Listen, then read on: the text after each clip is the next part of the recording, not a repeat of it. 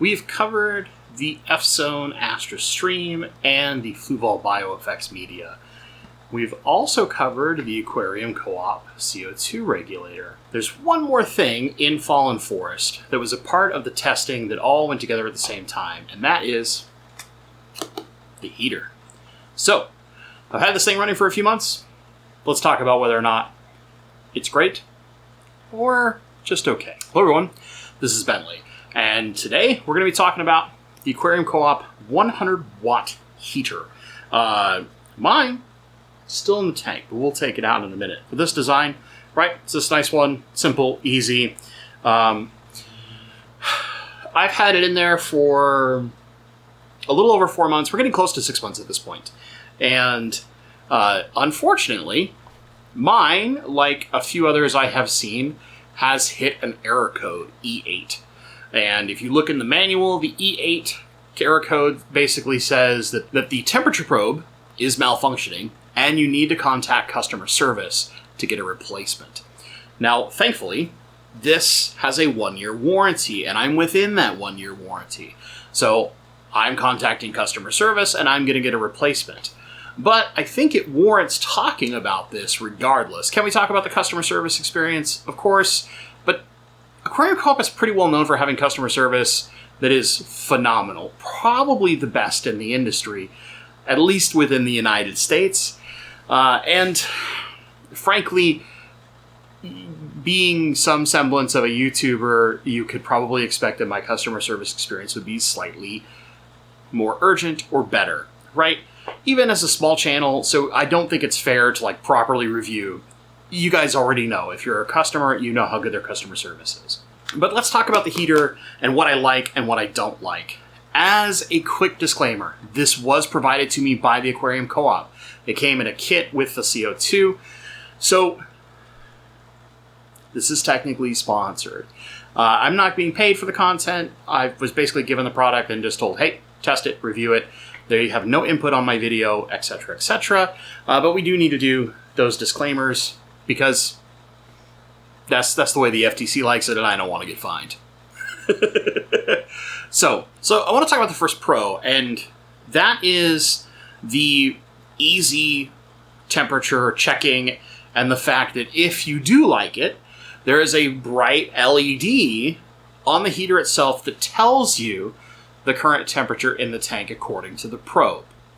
So if you want something that's easy to view, you'll know at a quick glance what your temperature is at. And if you want to change the setting, it's a very easy button click, and it just goes through a series of temperatures and then resets back and et cetera, et cetera.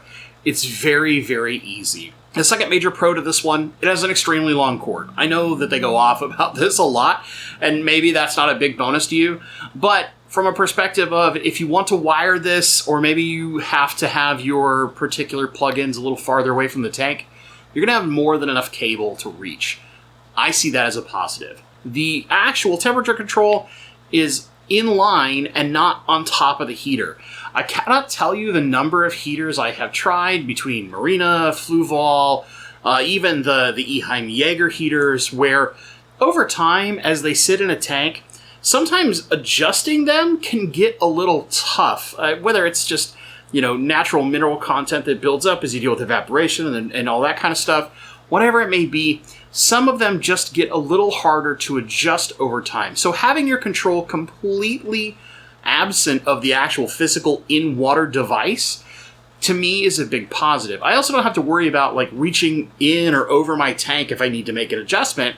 It's just a quick and easy click on the power cable itself. And again, you have so much line that it's really easy to get to.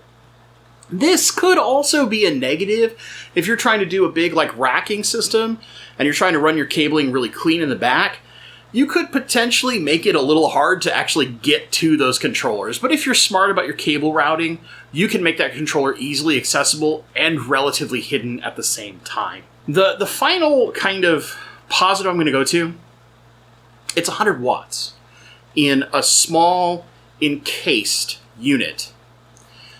I like this for a couple different reasons. One, because it's a smaller unit, you can put it further down, and if you do large water changes, you don't necessarily need to worry about potentially exposing a big portion of the heater if you're doing multiple tanks at the same time, right? Also, only being 100 watts means that it's not drawing a ton of power. And for some folks who might get a little crazy, well, like, what if I'm trying to heat a big tank? I'm going to need like 10 of these things. Not really. You can probably get away with only a couple of them and just set the temperatures right. Because as the water circulates and as you're going through your pumps and with your lights, all these ambient things are adding little bits of temperature. So you could actually probably get away with significantly less wattage than you think you need in order to heat your tank, unless you're trying to go to a very high temperature, like say you're going to like 83 or something for like discus or German blue rams. Now let's talk about some of the things I'm not a big fan of. I know that branding is a big thing for a company, and I didn't think that this would bother me as much because I have a bright LED showing me a number, right? But the Aquarium Co-Op logo, oddly, in this tank is easy to see when I'm paying attention. It sometimes drives me crazy. I mean, I guess I could do something to, like, try and cover it up, but I kind of wish that the logo wasn't on the front face, because usually you're going to have your heater positioned in a way to where you can easily see it. So if the logoing was like on the side or bottom, something that's not as front facing, I'd be a little happier with it. Granted, you're probably going to be like, Bentley, you've got a bright LED showing you a number. I mean, what else is going to distract you? The number I'm okay with because it's functional. The brand logo's not doing anything for me. It's just something that's there that stands out even in my planted tank. I'm a fan of Aquarium Co-Op, do not get me wrong, but it's just one of those like pet peeve type things. 2, obviously, as I said at the start, mine has hit an error code within 6 months. Now it has a 1-year warranty, and I know a number of heaters that were kind of notorious for only lasting 6 months.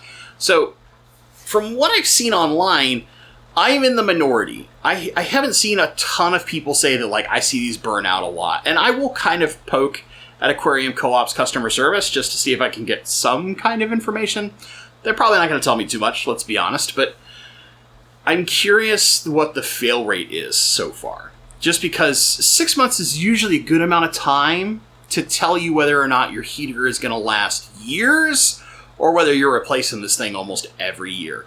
And there is a potential that because it is that smaller, more compact design, that the stress put onto the temperature probe, which the E8 code is one of the most common codes in the list. It covers like several different things. That could be something that's just putting undue stress on the product from a pure engineering perspective and could limit the lifetime of this particular heater in the long run compared to other heaters that might have their temperature probes further away from the actual heating elements themselves and thus make them slightly safer. And the big thing I can think of is like the Fluval E series, which also is like, they're much longer, right? But they're in a similar protective casing, and they do a lot of similar testing when they're paying attention to things.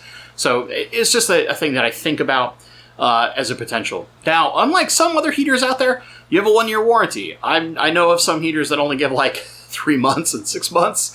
I think most of those have kind of phased out of the industry.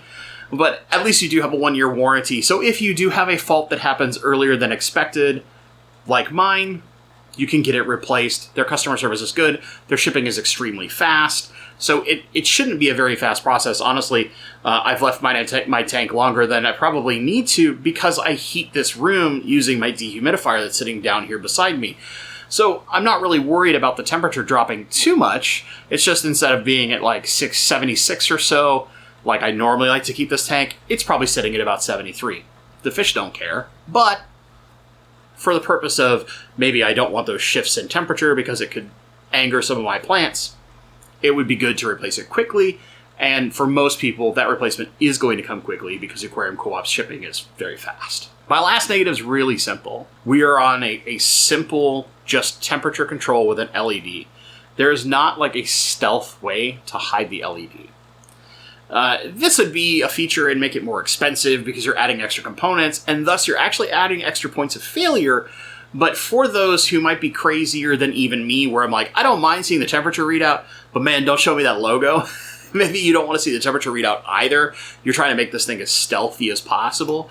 That might be a concern for folks. But again, if you were really concerned about that, you could probably find something to cover it up. You know, a little bit of silicone and some plastic or something like that, you know, probably would do the trick for you. But if you truly cared about that, I honestly think that this is like trying to find extra points of failure, to be honest, and thus like almost unfair to say that this is a negative. But there will be some people out there who this will matter to, where that seeing that number is going to be a glaring problem, and they will turn away from this product, which is okay. There are plenty of heaters out there. So let me get to my final opinion. I like the heater. I like it because it is simple to use. It is relatively compact for a 100-watt heater.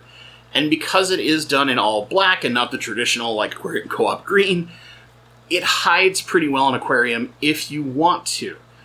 You have lots of cable, which is nice, so you can kind of monkey with it and maybe put it in a different spot that allows you extra space to make it a little stealthier.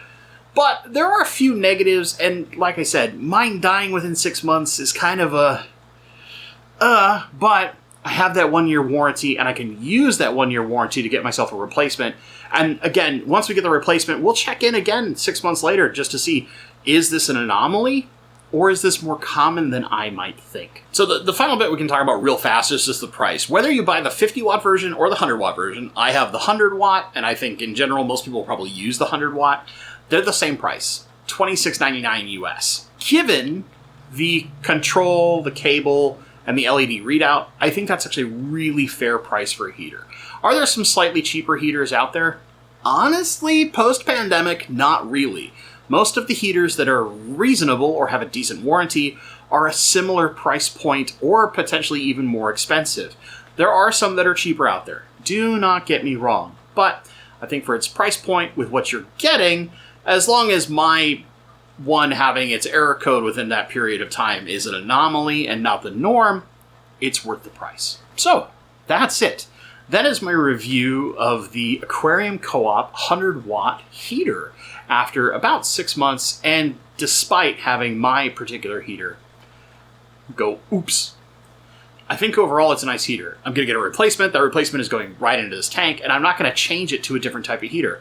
I actually really like this heater, other than some kind of nitpicky type things. So I think overall it's a nice product. The question is, what about you? Have you tried this heater? Have you had an experience similar to mine, different than mine? In which way? I want to hear from you guys in the comments down below. Do you love this thing? Is it the only heater you're ever going to buy? Have you tried it? Maybe didn't like it? Let me know in the comments down below. I really want to hear your feedback. If you enjoyed this video, give it a little thumbs up. Maybe share it with a friend.